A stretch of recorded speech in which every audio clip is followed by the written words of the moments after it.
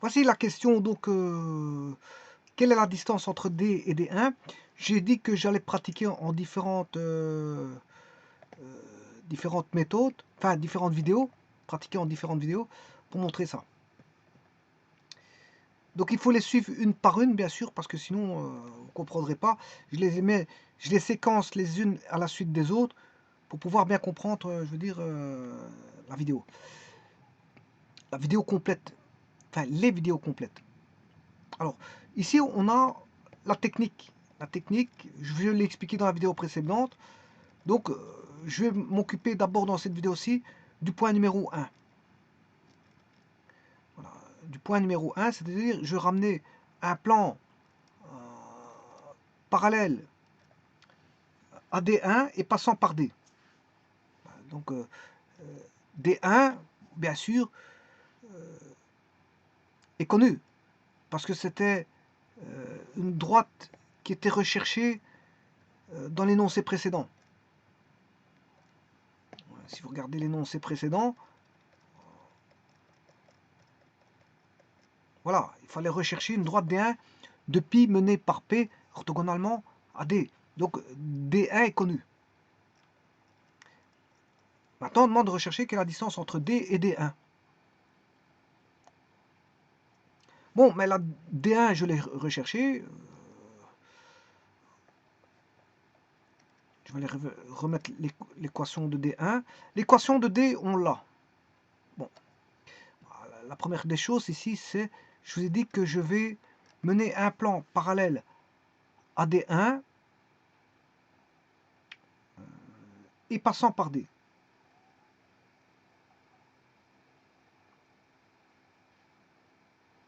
Donc l'équation de D, j'en ai besoin. J'ai besoin de l'équation de D.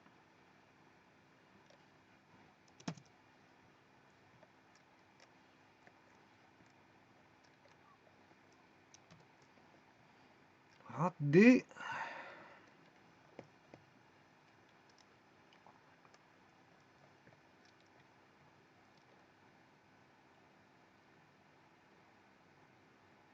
Passant par D, voilà, passant par D, et parallèle à D1.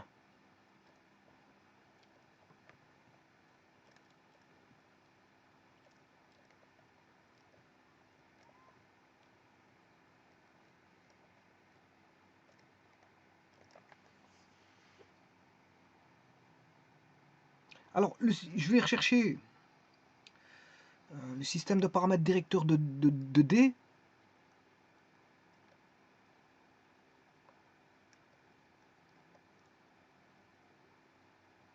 Et là, le système de paramètres directeurs, c'est moins 1, moins 3, moins 5, moins 5, moins 3, 7.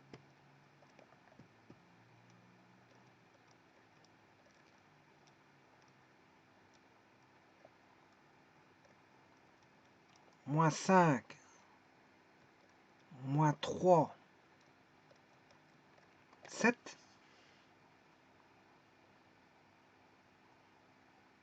Et maintenant, je vais aller rechercher un système de paramètres, ça c'est un système de paramètres de D. Je vais aller chercher le système paramètres directeur de D1. De D1.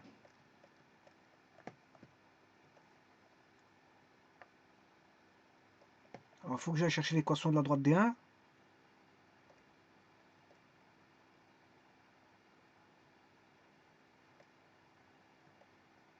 Voilà, D1, il est là.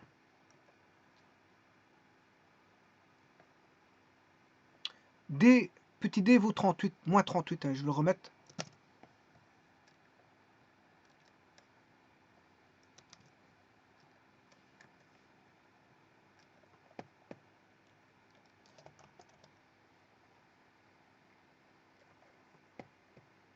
Donc petit d vaut moins 38.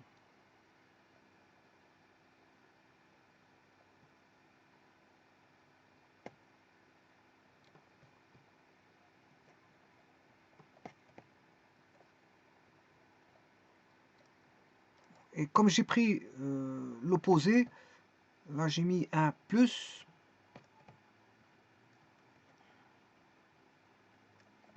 Là il devient plus.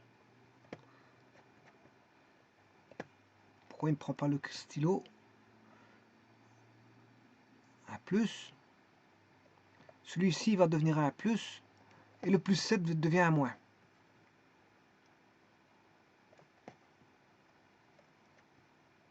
Et maintenant, je vais m'intéresser au vecteur directeur de D1.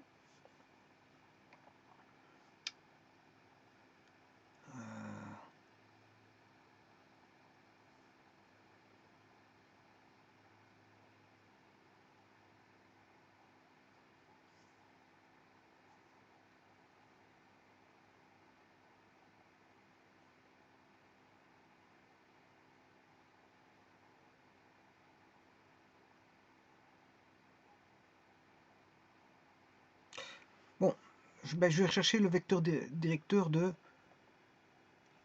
D1.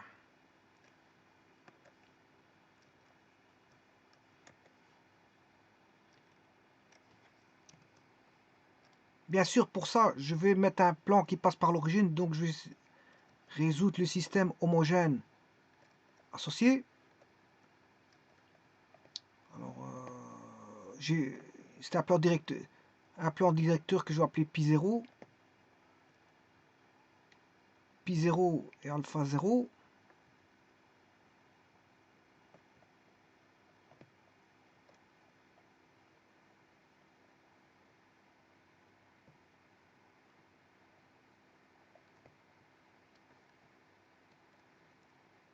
Voilà.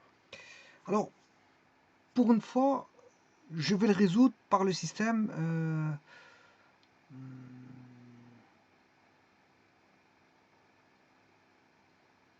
je vais d'abord fixer le z. Je vais fixer le z égal à 5.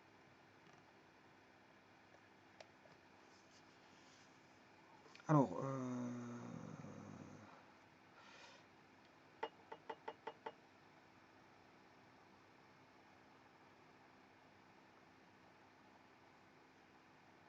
non, si je veux pas voir. Non, je vais fixer z égale 1.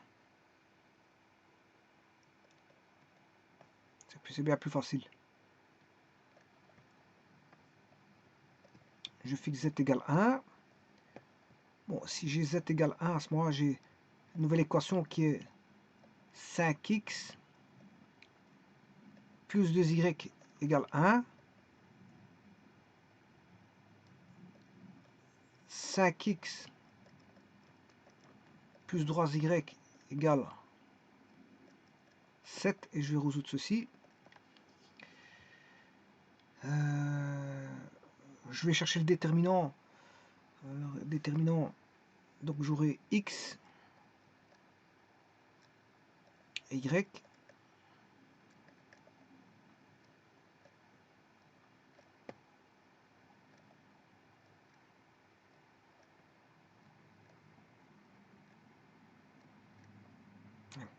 Il y a un petit problème là.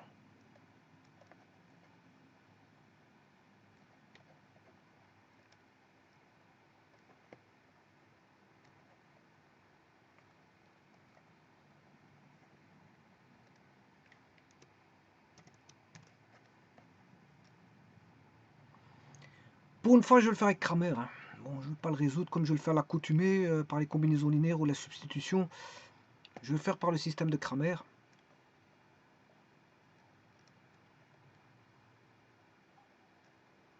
Je mets voilà, les coefficients qui concernent les inconnus dans l'ordre, d'abord les x, puis les y.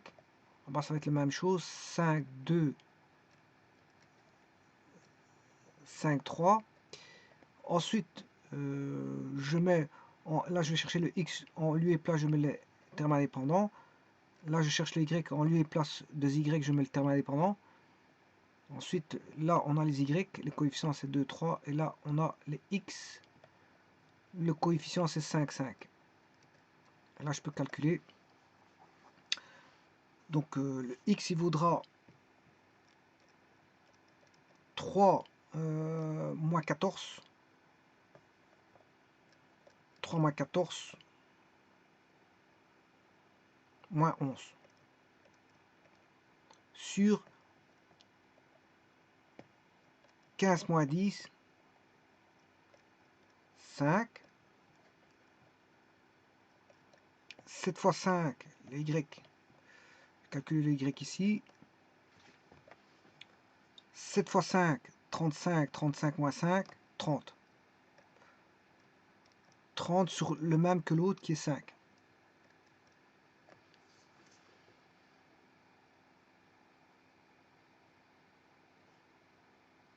Voilà. Donc, comme c'est un système homogène associé, bien sûr, ici, les deux plans ne sont pas parallèles.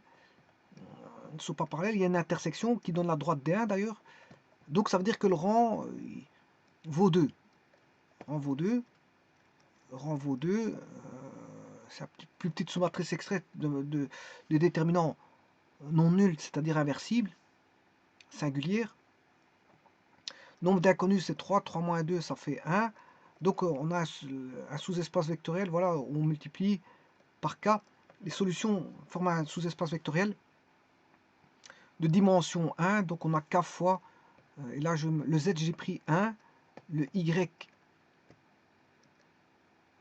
c'est 35e.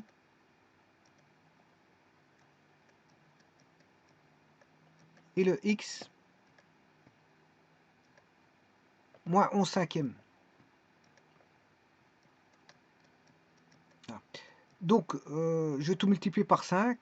Donc, la direction, c'est, si vous voulez, si je multiplie tout par 5, moins 11, 30 et 5. La direction, c'est moins 11, 30 et 5.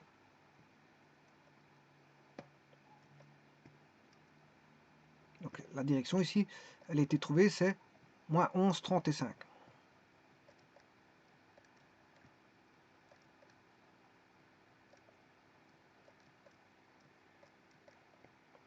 Alors, ici, qu'est-ce qu'il faut juste faire?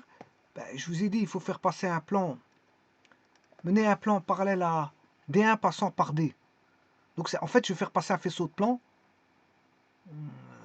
de telle manière qu'il ait la direction de D1. C'est ça que ça veut dire. Hein. Je vais prendre un faisceau de plan, et si je vais... faisceau de plan, bon, il y a une infinité simple de droite, une infinité double de droite,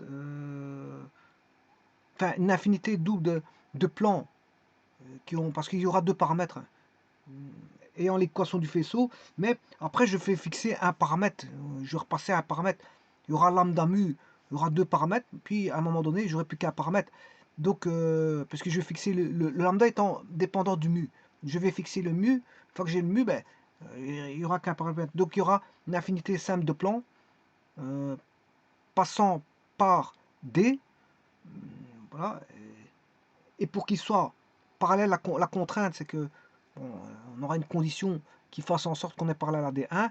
Donc à ce moment-là, je vais arriver avec une finitude, on n'aura plus qu'un plan. On n'a plus une infinité de plans, mais on n'aura plus qu'un plan. Il n'y a plus de finitude. Donc j'aurai mon plan. Alors je vais faire ça tout de suite. Alors, le faisceau de plan, c'est par rapport à D. Alors, je vais chercher le faisceau de plan par rapport à D.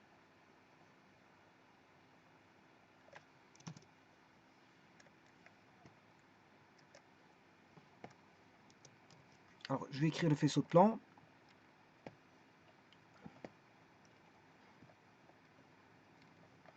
Bon, lambda, il y a une intersection ici, hein, je vous le dis tout de suite, c'est la droite D. Il n'y a pas de parallélisme là-dedans. Sinon, il faudra entrevoir les choses autrement. Donc, c'est 2x moins y plus z moins 1 égale 0. Plus, vous voyez qu'ici, il y a deux paramètres. Hein. Donc, pour l'instant, il y a une infinité double. Mais après, bon, je redescendrai à une infinité simple. X plus 3y plus 2z moins 4 égale 0. Il faut que ce faisceau, par après, je vais faire en sorte que quelle est la direction de la droite D1. Parce qu'elle doit être parallèle à la droite D1. Donc pour ça, je vais chercher la direction de D1, qui est là, moins 11,35. Moins 11, 30, 5. On va déjà voir ce faisceau. Alors, ce plan, ce faisceau de plan que je vais appeler FP1, faisceau de plan 1, ben, c'est lambda, 2 lambda plus mu x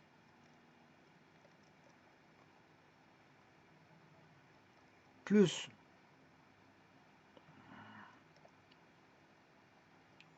moins lambda plus 3 mu y plus lambda plus 2 mu z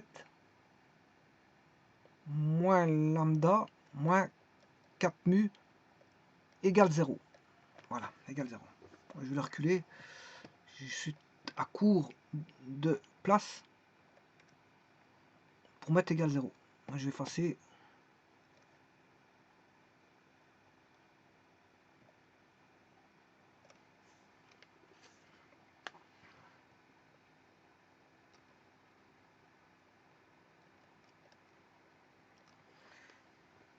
Voilà. Alors maintenant, je vais passer, comme il doit être parallèle à la direction. Alors j'ai fait suffisamment d'exercices comme ça pour vous dire que ce FP1, je vais le ramener à une écriture passant par l'origine. Donc je vais en créer un plan directeur, un faisceau de plan directeur.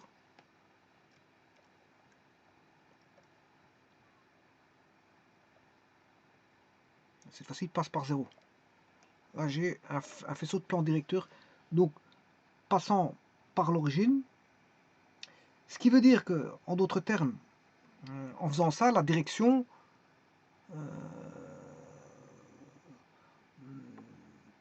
on aura ici un faisceau de plan directeur, mais si je fais passer la droite D1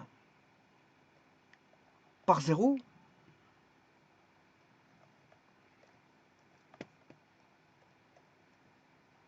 D1, 0, il passe par 0, hein, ça c'est un plan directeur, mais ce D1, je le fais passer par 0, ce qui veut dire que la direction devient un point de la droite. Donc, moins 1, 11, moins 11, 35 est un point de la droite. C'est un point de la droite. Donc, moins 11, 30,5 est une coordonnée de... voilà, c'est un point de la droite que je vais appeler... je ne sais pas comment est-ce que je peux l'appeler. C'est un point P. C'est un point P. Voilà. Donc d'une composante vectorielle qui est une direction, mais du fait que je fasse passer par l'origine, ben, cette composante liée à l'origine devient une coordonnée. Vous savez très bien que quand on a un vecteur qu'on lie à l'origine, il devient une coordonnée. Donc là maintenant, j'ai un point, et bien sûr ce point va passer par le... c'est un point du faisceau. Hein. C'est un point du faisceau et je vais en profiter pour mettre ce point x, y, z dans le plan du faisceau directeur, c'est-à-dire passant par l'origine qui est juste au-dessus. Ah, eh bien, on va faire ça tout de suite. On aura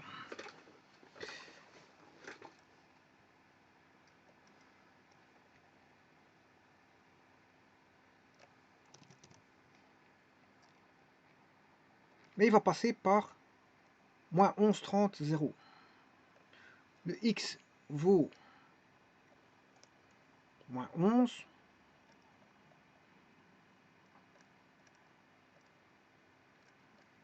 Le y qui vaut 30.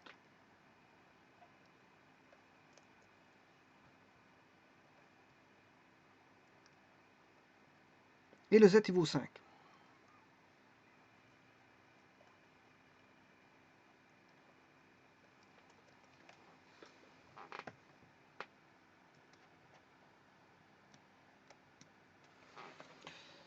Et bien maintenant, je peux écrire une équation donc, en lambda mu. Hein.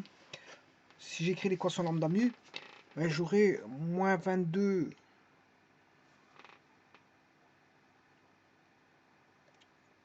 je vais tout rassembler en lambda, moins 22 lambda, moins 30 lambda plus 5 lambda, voilà tout ce qui est en lambda,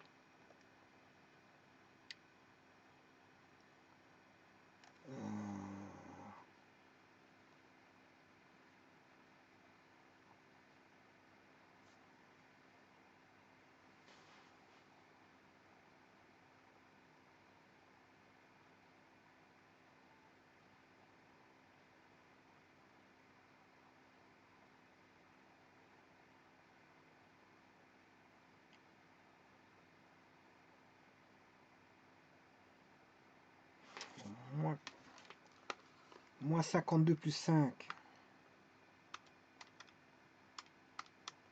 moins 47, on va dire moins 47 lambda. Maintenant je vais calculer en mu, moins 11 plus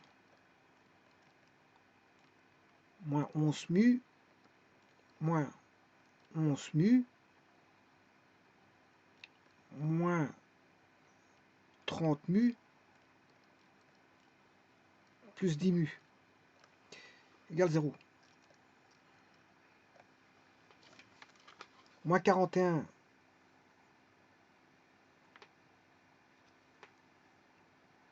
moins 11. Ouais, ici je me suis trompé. C'est plus 90 mu.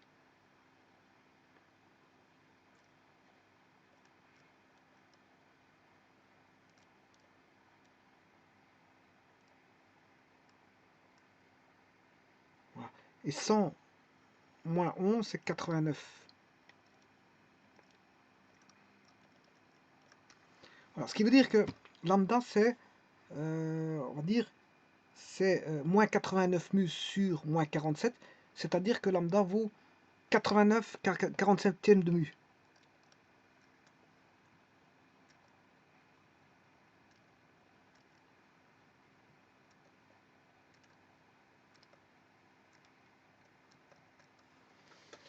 Voilà. 89 47e de mu.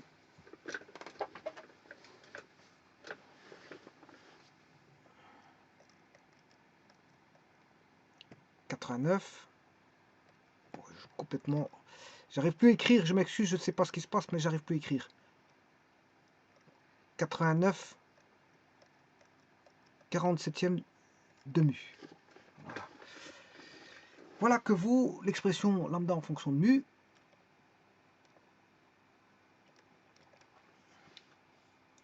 Et maintenant, il suffit de remplacer dans l'équation, non pas du plan directeur, mais dans le plan complet avec lambda mu. Le plan complet de FP1. Allez, il est là. Ça, c'est le plan, le faisceau de plan complet.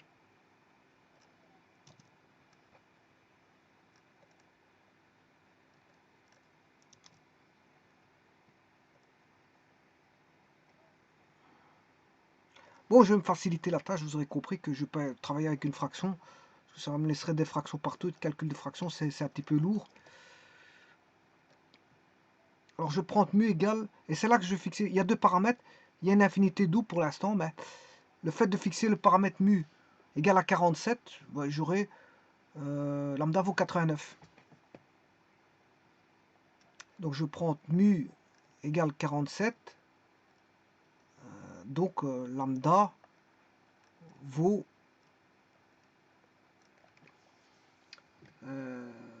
89. Donc je peux calculer 2 fois 89 plus 47, 2 fois 89 plus 47, 225x,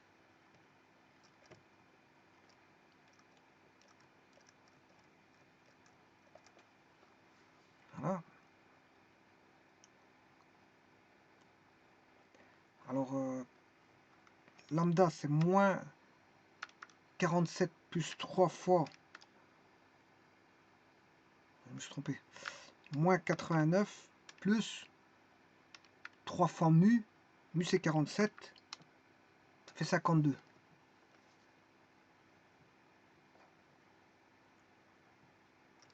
Plus 52y plus 89 plus 2 fois 47 moins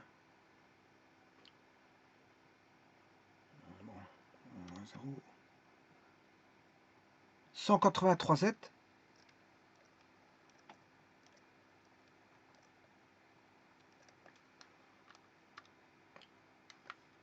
moins lambda moins 89 moins 4 fois mu moins 277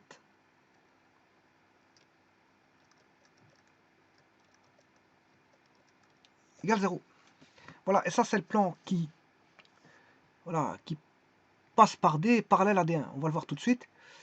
Donc je vais mettre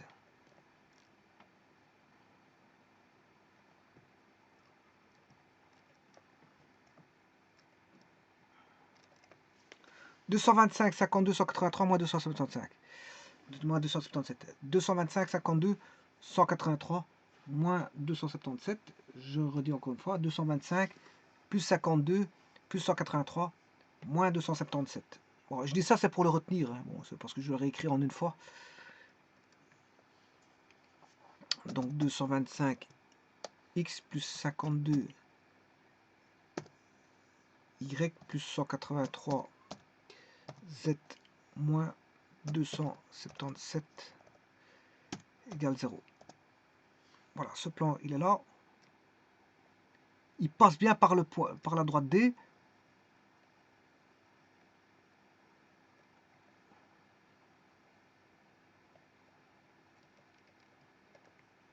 Et il est perpendiculaire à... Voilà, il est perpendiculaire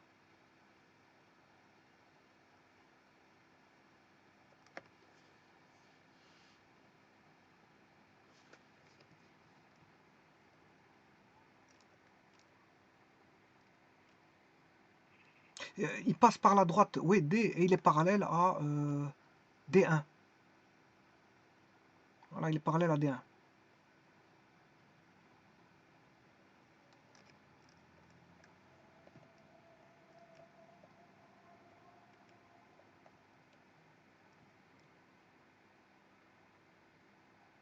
Voilà, je vous remercie. Donc, c'était ça le but de cette vidéo, hein, c'est juste ça. Parce qu'il y a une vidéo suivante qui va faire la deuxième étape, donc c'est pour ça que je vous dis je vous remercie, je vais couper la vidéo.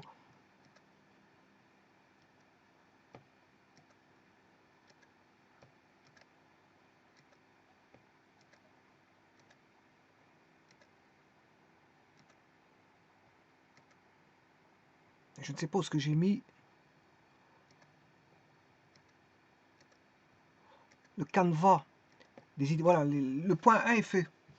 Point 1 est fait. Je vous remercie.